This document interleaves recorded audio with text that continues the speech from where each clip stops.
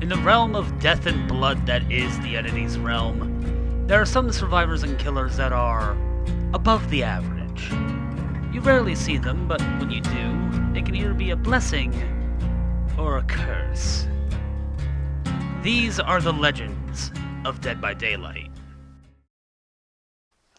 Chirs Redfield, the Boulder Puncher. I mean the Alpha S.T.A.R.S member. Not much is known about Redfield's early life, except for that he and his sister Claire had lost their parents at some point before 1998, leaving them with only each other as family. As an adult, Redfield joined the United States Air Force, where he received flight training for both planes and helicopters. He served in a unit alongside Barry Burton, who he became close friends with. Redfield had strong convictions, which often put him at odds with the senior officials. This resulted in him either resigning in protest or being discharged for insubordination. During this period, Redfield was also trained in a variety of weapons, including knives, and he would be known for his skills in hand-to-hand combat and marksmanship. After leaving the Air Force, Redfield was scouted in 1996 by the Special Tactics and Rescue Service, a special law enforcement unit within Raccoon City.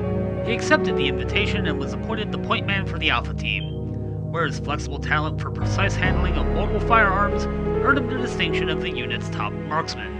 Chirs would befriend several members of S.T.A.R.S during his time with the unit, including fellow Alpha Team member Joe Valentine, and together they formed a strong bond as partners, with both having complete trust in each other. Chirs would also befriend his commanding officer, one Albert Wesker, and at the time regarded him as a dependable and effective leader. In the spring of 1998, Raccoon City was haunted by a series of cannibalistic murders and animal attacks on hikers and residents living near Raccoon Forest. The Raccoon City Police Department suspected the attacks were being perpetrated by a satanic cult who would consume massive quantities of narcotics in order to carry out gruesome attacks on men, women, and children as a sacrifice to their dark lord. These attacks would involve violent facial mutilation and evisceration. Police progress went as far as establishing that the Arklay Mountains to the northwest of the city were likely the base of operations for the cult, but couldn't identify any suspects. After 2 months of little progress and a growing death toll, the RPD gave in to public pressure and put S.T.A.R.S on the case. On the 23rd of July, the S.T.A.R.S Bravo team traveled into the mountains to verify the existence of the suspected hideout, but they were down during a storm and they lost radio contact. The following night, the Alpha team was sent out into the same area to investigate the loss of contact. Upon arriving, they would discover the corpse of Bravo team pilot Kevin Dooley and...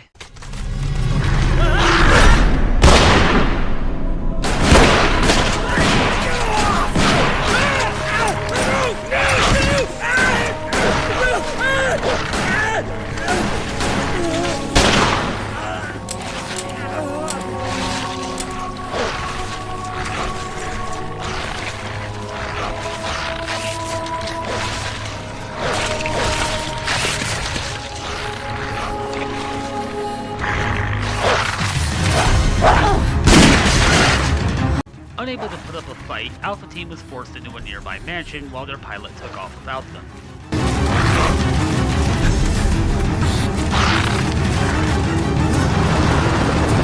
Hey! Brad! Where the hell's he going?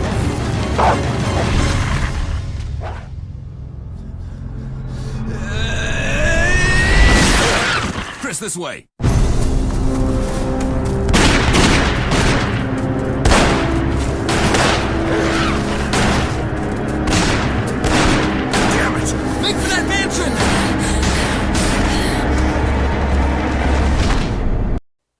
However, only 3 people would enter the mansion: Joe Valentine, Barry Burton, and Albert Wesker.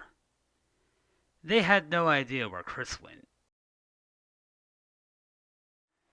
After the chaos of the chase, Chris had woken up somewhere cold. He didn't remember getting there. All he remembered was Alpha Team running into a mansion. But this was no mansion. In fact, it was a ski lodge. Chris was confused. However, in the distance he heard the screams of someone in peril. There was no time to think. There was only time for action.